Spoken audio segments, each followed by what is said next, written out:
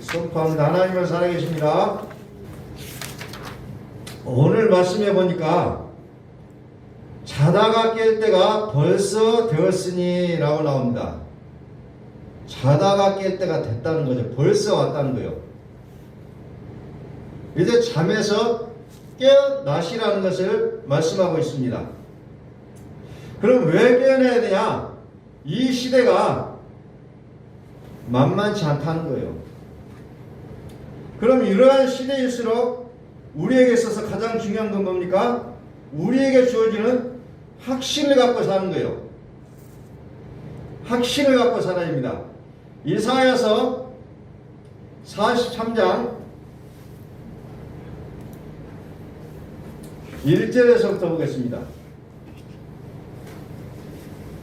이사야서 43장 1절부터서 야곱아 너를 창조하신 여호와께서 지금 말씀하시니라. 이스라엘아 너를 지으신 이가 말씀하시니라. 너는 두려워하지 말라. 내가 너를 구속하였고 내가 너를 지명하여 부르나니 너는 내 것이라. 아멘. 두려워하지 말라 그랬습니다. 시대가 벌써 그럴 때가 됐지만은 두려워하지 말라는 겁니다. 왜?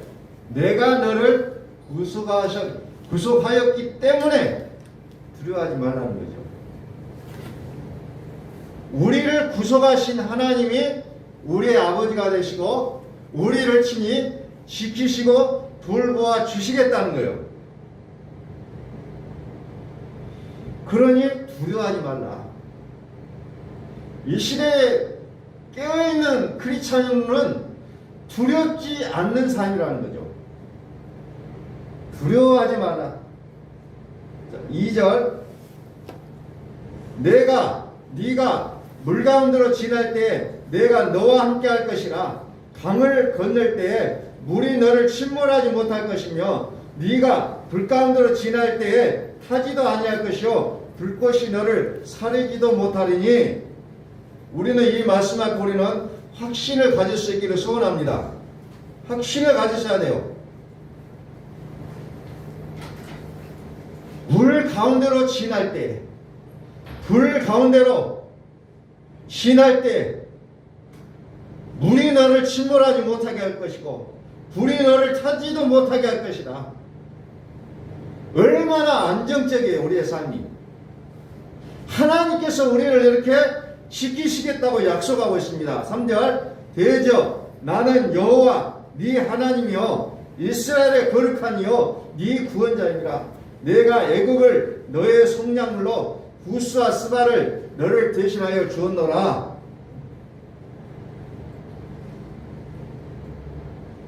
확실한 믿음을 가지시라는 거예요.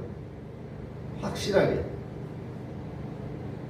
4절 네가 내 눈에 보배롭고 존귀하며 내가 너를 사랑하였은즉 내가 네 대신 사람들을 내어주며 백성들이 네 생명을 대신하리니.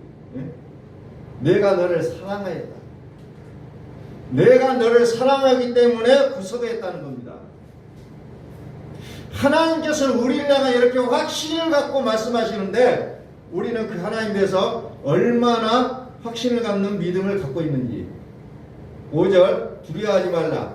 내가 너와 함께하며 네 자손을 동쪽에서부터 오게 하며 서쪽에부터 너를 모을 것이며. 두려워하지 말라. 내가 너와 함께하겠다. 분명한 약속을 우리가 드릴 수 있기를 소원합니다. 6절 내가 북쪽에서 이르기를 내놓으라. 남쪽에게 이르기를 가두어 두지 말라. 내 아이들을 먼 곳에서 이끌며 내 딸들을 땅끝에서 오게 하며 내 이름으로 불러지는 모든 자 곧 내가 내 영광을 위하여 창조한 자를 오게 하라. 그를 내가 지었고 그를 내가 만들었느니라. 그가 내가 너를 만들었느니라. 우리 하나님 우리를 보시고 심히 좋아하셨다 그래서 심히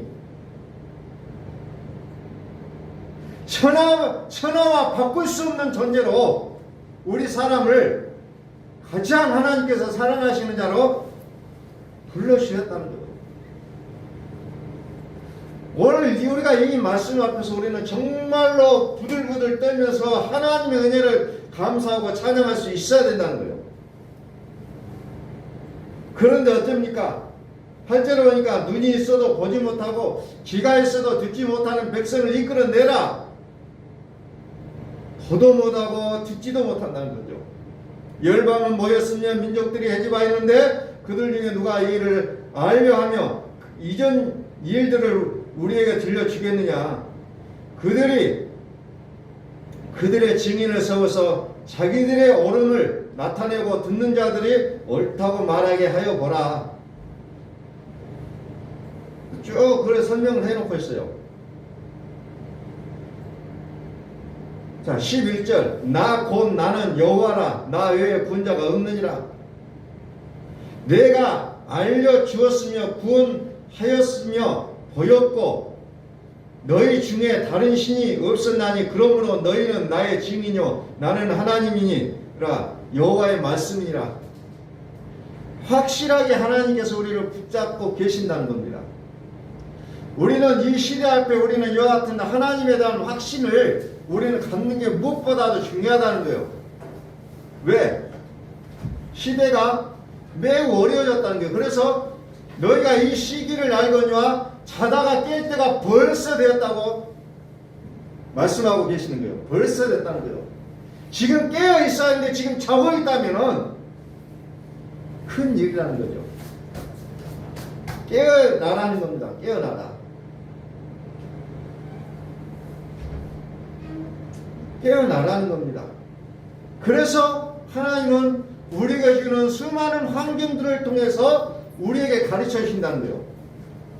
그러면 나의 이와 같은 모든 일들이 지금 어떤 마음과 생각을 갖고 계신지 모르지만 지금 하나님이 나를 만드시고 있는 과정이라는 것을 우리는 기억하시라는 거예요.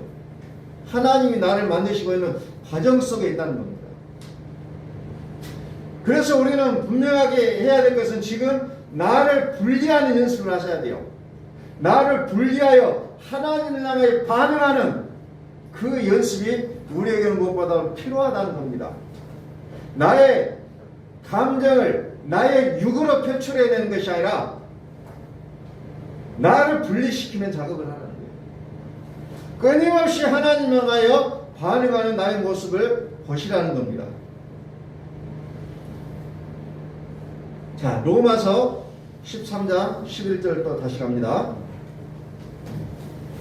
또한 너희가 이 시기를 알거니와 자다가 깰 때가 벌써 되었으니 이는 이제 우리의 구원이 처음 믿을 때보다 가까웠음이니라. 가까웠다는 거예요.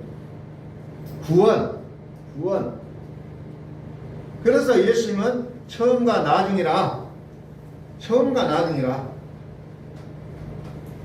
이사야서 44장 6절에 보면은 만군의 여호와가 말하는 나는 처음이요 마지막이라고 얘기하고 있습니다.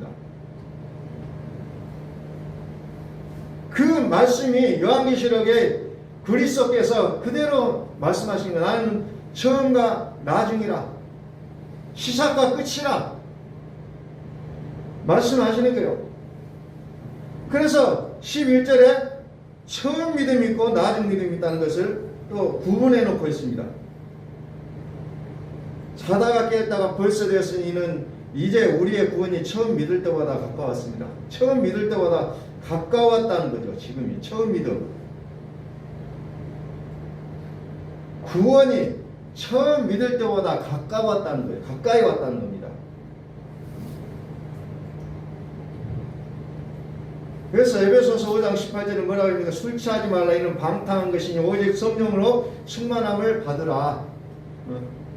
술이라는 것을 통하여서 술이 사람을 지배하는 그 모습을 보면서 성령 충만함이 이렇게 될 것이라는 것을 좀 가르쳐주고 있는 거예요. 술을 먹은 사람은 자기의 이성과 자기의 생각으로 움직이는 것이 아니고 술이 이끄는 대로 가는 것처럼 이제 하나님을 믿고 사는 사람은 자기의 생각과 자기의 뜻으로 살아가는 것이 아니고 성령에 의지하여 살아가는 자들을 이렇게 비유하고 있다는 거죠.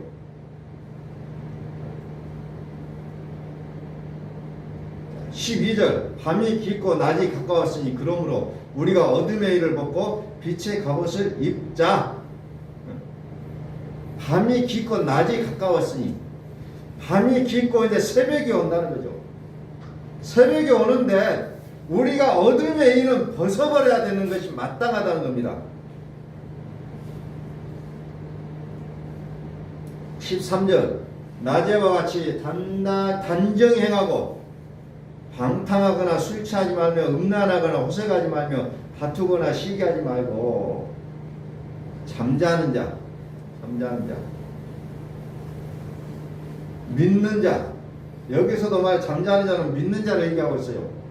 안 믿는 자를 향해서 말하지 않습니다. 믿는 자를 얘기합니다. 처음 믿음의 단계, 그 단계를 여기서 잠자고 있다고 표현하고 있는 거예요. 잠자고 있다. 밤중에 사고 있는 상태. 다시 말해서 그걸 다른 말로 표현하면 술 취한 자의 상태라는 거예요. 나는 술 안 먹었는데 주장할 수 있지만 그게 아니라 내가 술 취한 상태라는 건 내가 밤중에 있다는 거예요. 깨어있지 못하고 잠자고 있는 자의 모습이라는 겁니다. 잠자고 있는 자의 모습.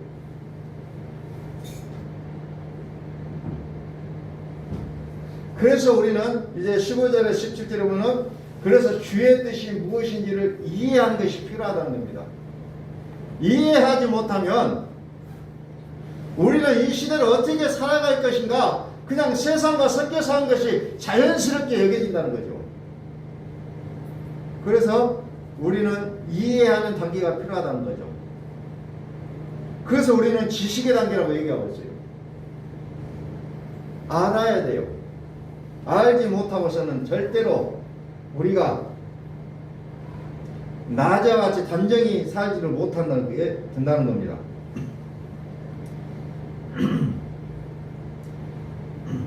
자, 잠언 23장을 봅니다. 잠언 23장 19절.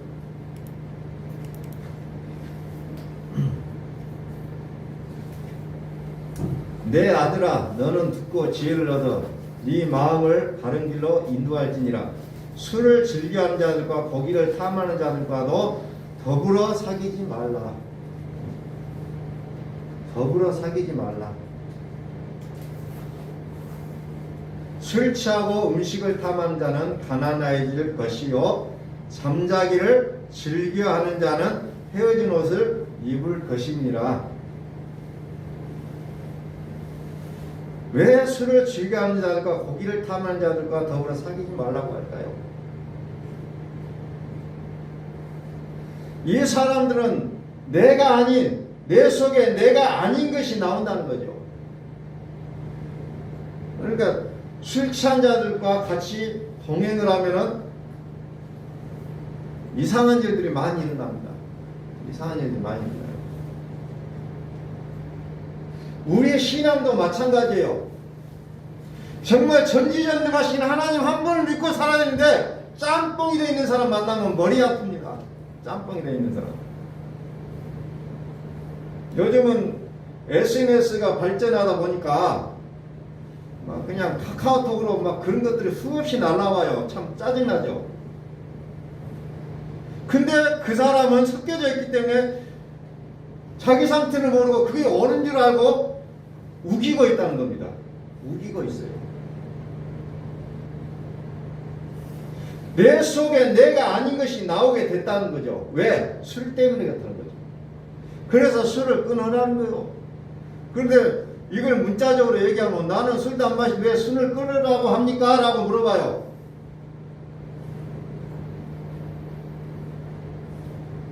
우리는 그 술 끊으라고 하면 물어보지 마세요. 내가 술을 먹고 있다는 것이 뭐냐? 하나님이 아닌 다른 것을 내가 취하고 있다는 모습이라는 겁니다. 그래서 알코올 중독자는 격리 수용합니다. 격리 수용하지만 참 안타까운 게 뭡니까? 병원에 있을 때는 술을 끊어요. 그러나 밖에 나오면 술을 보잖아요. 그럼 다시 먹어요. 술을 또 잘 먹다가 안 먹으면 금단 현상이라는 것도 나옵니다. 오늘 믿음의 현장에서도 마찬가지예요. 어둠의 일을 벗고 나면 상당히 금단 현상과 같은 일들이 나타나게 돼 있어요. 그런데 그걸 참지 못하고 다시 되돌아가는 모습도 볼 수가 있다는 겁니다. 내 속에 내가 아닌 것이 나오게 돼 있어요. 우리는 그런 고백들 많이 들을 거예요. 내 마음 같지 않는 일이 행동으로 나왔다는 거죠. 그래서 로마서 7장 19절 20절에도 사도 바울이 고민하고 있는 게 그거였어요. 내가 원하는 것은 선이었는데 결국 내가 하고 나면 악이 나온다는 거예요. 왜? 내 속에 또 다른 것이 들어있기 때문에 그렇다는 거예요. 그래서 우리는 그래서 분리하시라는 거예요. 이 내가 아니다. 선포하세요. 이건 내 모습이 아니다. 그런데 어떻게 해요? 대부분의 경우는 그 죄가 나왔을 때 그 죄를 가지고 회개하라고 가르쳤잖아요. 회개하는 것이 아니고 내가 아니라고 선포하셔야 된다는 거예요. 이건 내가 아니다. 내 모습이 아니다. 사도 바울이 로마서 7장에서 얘기하고 있는 게 그거예요. 내 안에 죄가 있어서 죄가 그것을 했다. 난 내가 아니다. 라고 분리선언하고 있습니다. 사도 바울이. 계속해서 분리하는 거예요. 내가 아니다. 내가 아니다. 그 문장을 읽어가면서도 우리는 끊임없이 회개하라고 얘기를 들어왔어요. 근데 사도 바울은 그렇게 하지 않더라고요. 내가 아니라고 선언합니다. 내 속에 죄가 있는 그것을 다스리기를 소원하고 있다는 거죠. 그래서 고민하고 있는 거죠. 그래서 로마서 8장에 보면은 그 이후에 누가 지배합니까? 생명의 성령님이 그를 지배하니까 이제 성령의 열매가 나오는 거죠. 그게 사도 바울의 신앙의 과정입니다. 결국은 내 속에 누가 지배하고 있느냐, 나를 강력하게 끄는 자가 누구냐, 그거에 따라 나의 삶의 열매가 나오게 됐다는 겁니다. 자, 20절 만일 내가 로마 29절 말씀입니다. 29절. 그러니까 재앙이 나오죠. 재앙이 네게 있느냐, 근심이 네게 있느냐, 분쟁이 네게 있느냐, 원망이 네게 있느냐, 까닭없는 상처가 네게 있느냐, 붉은 눈이 네게 있느냐. 자, 이 말씀을 한번 보세요. 재앙이 오죠. 내 마음에 근심 걱정이 가득 차 있어요. 분쟁이 일어나요. 원망이 있어요. 왜 그럴까? 왜 그럴까? 자문은 것을 꼬집어서 얘기합니다. 30절에 술에 잠긴 자에게 있고 혼합한 술을 구하러 다니는 자에게 있느니라. 술에 잠기는 자, 술독에 빠져있는 자라고 표현하죠. 술 때문에 이렇게 됐다라고 얘기합니다. 그리고 더 무서운 혼합한 술. 우리 한국은 그걸 자랑으로 여기잖아요. 폭탄주를 몇 잔 마셨느냐. 이걸 자랑을 합니다. 근데 이게 무서운 결과를 나오고 있다는 거죠. 술에 잠긴 자. 31절. 포도주는 붉고 잔에서 번쩍이며 순하게 내려가나니 너는 그것을 보지도 말지어다. 보지도 말아라. 보지도 말아라. 그것이 마침내 뱀같이 물 것이요 독사같이 쏠 것이며, 그것이 물겠다는데, 독이 있는 독사가 물겠다는데 겁이 없습니다. 또 네 눈에는 괴이한 것이 보일 거예요.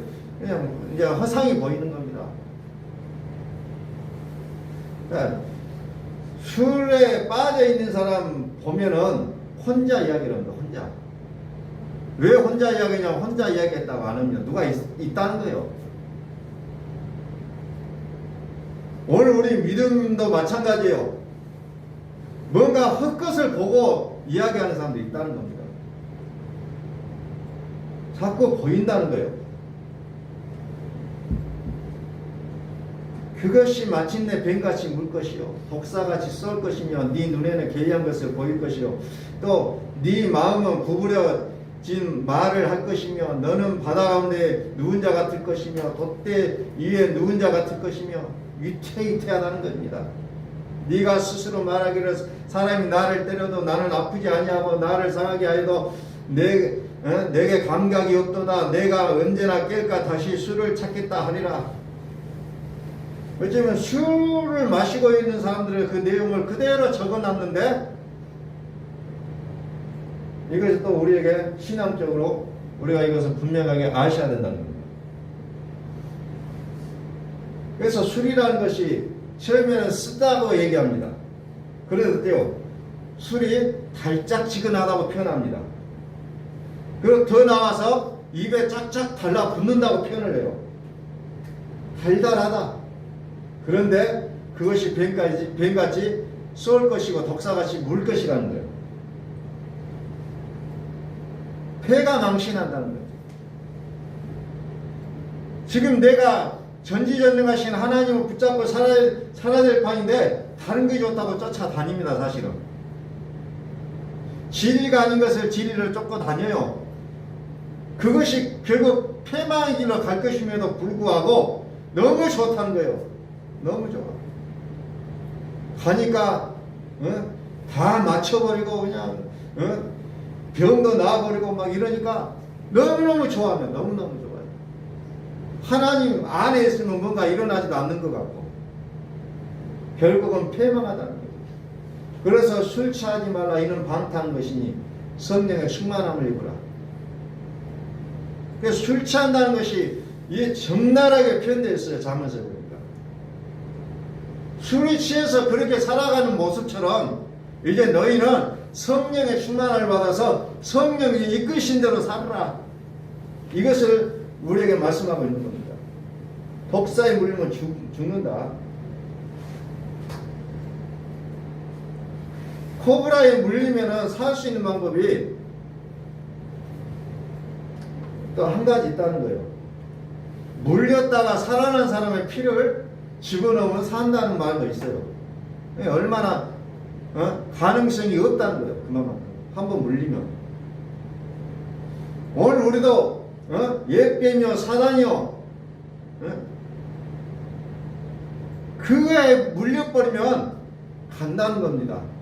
처음에는 굉장히 달달하고 좋은 것 같아요. 뭔가 좋은 것 같고 뭔가 일어나는 것 같고 뭔가 되어지는 것 같고 그러나 결국은 파멸이라는 것을 이렇게 얘기하고 있습니다. 오늘 우리는 예수의 피를 수혈을 받으면 살 수 있다는 거예요. 이게 해독제라는 겁니다. 유일한 해독제. 코브라에 물리면 살 수 있는 방법이 코브라에 물려서 살아난 사람의 피를 넣으면 사는 것처럼 오늘 우리는 예수의 피를 수혈 받아야만이 살아날 수 있다는 겁니다. 우리 속에 있는 모든 독이 예수의 피를 통해서 다 해독이 될 수 있다는 거죠. 무조건 된다는 겁니다. 네 눈에는 귀한 것이 보일 것이요 네 눈에는 구부려진 말을 할 것이며 맛이 완전히 가버리는 모습이죠. 또 34절에는 술주정하는 모습입니다. 위태위태하면서 인사불성이 돼가지고 35절은 감각까지 없어져 버리고 이렇게 쭉 나오고 있거든요. 시편 75편 8절에 보면 이렇게 나옵니다. 여호와의 손에 잔이 있어 술 거품이 일어나는도다. 속에 섞은 것이 가득한 그 잔을 하나님이 쏟아내시나니 실로 그 찌꺼기까지도 땅의 모든 악인이 기울여 마시리로다. 술 충만할 것인가 성령 충만할 것인가. 술 충만하면 술의 통치를 받을 것이라는 거죠. 성령 충만하면 성령의 통치를 받게 된다. 그래서 여기서 이제 성경에서 혼합 답한 술이라는 것은 무슨 말이냐면은 우리의 신앙의 정도를 오직 전능하신 하나님만을 붙잡고 살라는 거예요. 그렇지 않으면 어때요? 바벨론 섬처럼 그 더러운 귀신이 드글드글한 잡동산이 쓰레기장이 되어버리고 만나는 거죠. 내 마음이. 그러나 오직 하나님이 내 안에 사시는 그것은 성전이라고 표현하고 있다는 거죠. 성전. 성전이라고 얘기하고 있습니다. 그래서 오늘 우리 이 시대에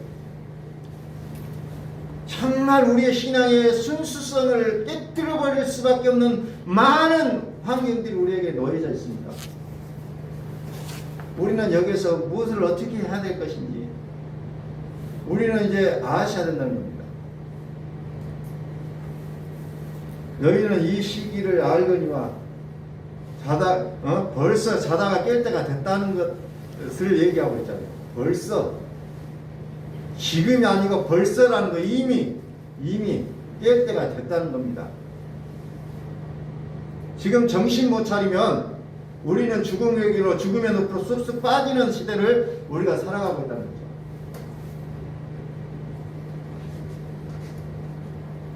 그래서 이 술이라는 것을 대표적인 케이스로 다니엘서 5장이 나옵니다. 벨사살 왕. 벨사살 왕이 귀족 1000명을 모아놓고 잔치를 벌이잖아요. 대규모의 잔치를 1000명이 모여가고 잔치를 한다는 상상이나 되겠습니까? 1000명이 모여가지고 술을 따르고 마셔라 부어라 마셔라 하고 있어요. 근데 벨사살 왕 앞에 뭐가 나타납니까? 손가락이 나타나요. 손가락이 나타나고 글씨를 쓰는 거에 나와요. 글씨는 메네메네 데겔 우바레신. 도대체 이게 뭐냐? 왕이 깜짝 놀라갖고 무슨 말인지는 몰라가지고 이제 다니엘을 불러가지고 이제 그 자초지정을 이제 묻게 되는 장면이 이제 다니엘서 5장이 나오고 있습니다. 그래서 다니엘이 그걸 해석을 하니까 뭐라고 해요? 왕은 끝났고 나라도 끝났지만 구별하고 끝났다. 당신은 끝났다. 다니엘이 왕 앞에 가서 얘기합니다. 당신은 이제 끝났습니다. 그러니까 그들은 끝났지만 어때요?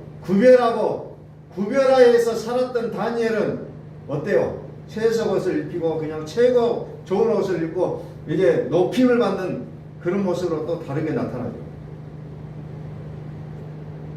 이 시대에 누가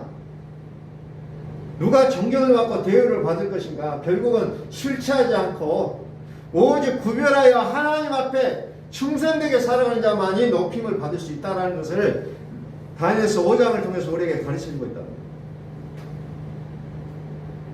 그것을 우리에게 일러주고 있는 거예요. 아무리 벨사살 왕이 나라를 통치해서 그 나라가 완전히 우상단지가 되었을지라도 너는 깨어 근신하라. 너는 깨어 근신하라는 거예요. 그리고 우리나라가 어떤 모양으로 되었든 우리의 삶의 현실이 어떤 모양일지라도 너는 깨어 근신하라는 거예요. 그러면 내가 너를 높여주겠다. 내가 너를 살려주겠다는 거예요. 그것이 다니엘서 5장을 통해서 우리에게 보여주고 있는 하나님의 메시지라는 겁니다. 뭔가 되는 것 같고 대접받는 것 같고 그렇게 막 사람들과 어울려서 막 뭉쳐 다니고 했는데 결국은 그들은 망하는 자리로 가고 혼자 고립되어서 남들이 알아주지 않지만 혼자 기도하고 말씀 보고 그리 살아왔던 다니엘은 이제 모든 그 나라의 나라 국민들에게 존경과 추앙을 받는 자리로 올라가게 이제 만드는 것이 다니엘서 5장에 기록되어 있는 내용이라는 겁니다.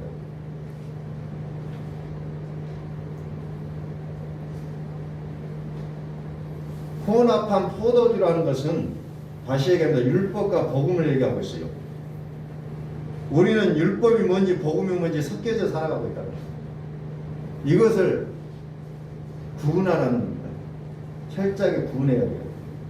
그래서 새 술에 취하라. 술에 취하지 마. 새 술에 취하라는 거. 술을 끊어라. 우리의 믿음의 순수성을 분명하게 하나님은 지키기를 원하고 계신다는 겁니다.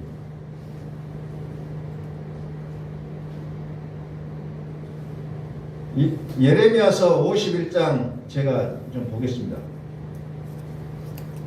예레미야서 51장 이스라엘과 유다가 이스라엘에 거룩하신 일을 거역함으로 죄과가 땅에 가득하니 하나 그의 하나님 만군의 여호와에게 버림받은 호라비는 아니니라. 바벨론 가운데서 도망하여 나와서 각기 생명을 구하고 그의 제약으로 말미암아 끊어짐을 보지 말지어다. 이는 여호와의 보복이겠더니 그에게 보복할지니라. 바벨론은 여호와의 손에 잡혀 있어 온 세계가 취하게 하는 금잔이라. 뭇 민족이 그 포도주를 마심으로 미쳤도다. 그 포도주를 마심으로 미쳤다고 얘기합니다. 그래서 계시록 18장 2절에는 그것을 뭐라고 합니까? 귀신의 처소에 각종 더러운 영이 모이는 것이요 각종 더럽고 가증한 새들이 모이는 것이 되었다라고 얘기합니다. 이것을 성경은 자꾸 우리 마음으로 끄집어들어서 설명하고 있어요. 우리의 마음이 그와 같다는 거예요. 그와 같다.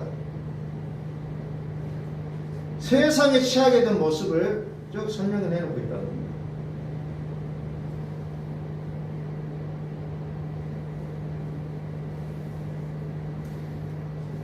요한계시록 18장 14절부터 또 봅니다. 바벨론아 네 영혼이 탐하던 과일이 네게서 떠났으며 맛있는 것들과 빛난 것들이 다 없어졌으니 사람들이 결코 이것들을 다시 보지 못하리로다. 바벨론으로 말미암아 취입한 이 상품의 상인들이 그의 고통을 무수하여 멀리 서서 울고 애통하여 이르되 화이토다 큰 성이여 세마포옷과 자주옷과 붉은 옷을 입고 금과 보석과 진지로 꾸민 것인데, 자 보세요. 여기에 세마포, 자주옷, 붉은 옷, 금, 보석, 진주 이게 다 성전에 있는 것인데 세상에도 있다는 게 그대로 보니까 사람들이 헷갈린 거예요. 하나님이 딱 구분시켜갖고 세상은 이거 있게 하고 성전은 이거 있게 하고 했으면 좋은데 세상에도 성전에도 다 똑같은 게 있는 거예요. 그래서 헷갈린다는 겁니다. 그래서 헷갈려요. 달라버리면 좋은데 그래서 우리의 마음이 새 마음이 되고 새 정신이 되지 않으면 우리는 그것을 구분할 수가 없습니다. 여기도 있네, 여기도 있네, 여기도 진리네, 저기도 진리네 하면서 우리의 마음을 내놓아 버린다는 거죠. 그러려면 어떻게 합니까? 술 취하지 않고 정신을 바짝 차리고 깨어 있어야 된다는 겁니다. 속지 않으려면 세상에 속지 않으면 깨어 있어야 돼요. 그래서 로마서 13장 11절에 14절이 오늘 말씀의 시작과 결론입니다. 이 시기를 알고냐 자다가 깰 때가 벌써 되었으니 이는 이제 우리의 구원이 처음 믿을 때보다 가까웠습니다. 밤이 깊고 낮이 가까웠으니 그러므로 우리가 어둠의 일을 벗고 빛의 갑옷을 입자. 낮에와 같이 단정행하고 방탕하거나 술 취하지 말며 음란하거나 호색하지 말며 다투거나 시기하지 말고 오직 주 예수 그리스도를 옷 입고 정욕을 위하여 육신의 일을 도모하지 말라. 오직 주 예수 그리스도를 옷 입으라는 거죠. 육으로 반응하지 말라는 겁니다. 내 생각으로 살지 말라는 거예요. 오직 예수 그리스도의 옷을 입으라는 것은 오직 예수 그리스도로 살아라는 겁니다.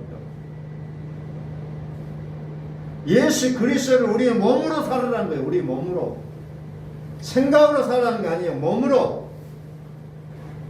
내가 움직이는 것이 바로 내가 갈 때마다 예수 그리스도의 이름이 나와야 된다는 거예요. 성경은 그것을 마지막 때가 되면 될수록 그것을 더욱더 강조하고 있다는 거죠. 그런데 술 취한 세상에서는 무엇을 강조합니까?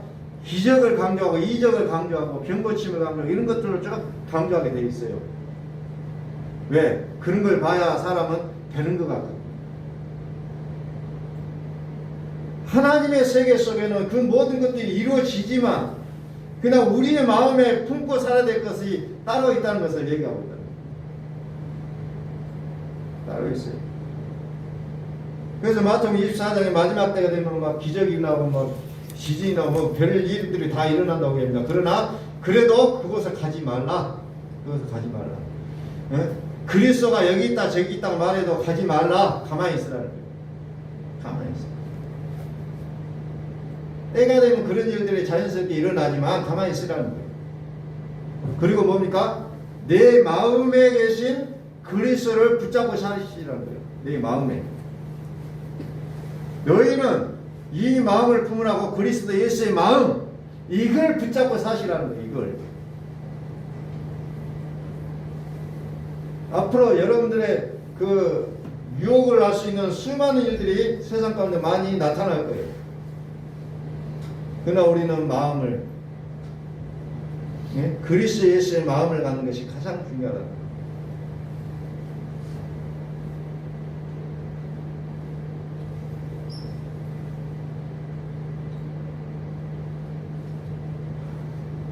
자다가 깰 때가 벌써 되었으니,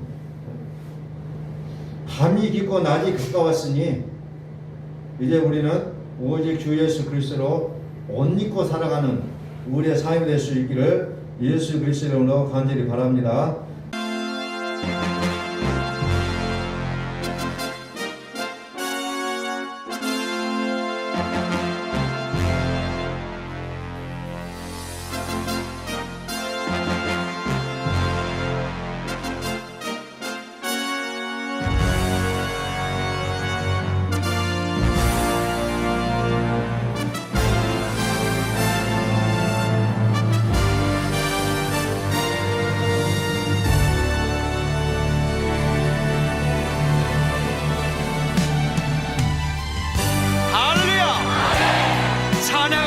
찬양하라. 하나님을 찬양하라. 우리의 왕을 찬양하라. 하나님은 온 땅의 왕이 되시며 열방을 지배하시니 그 이름을 선포합시다. 지도나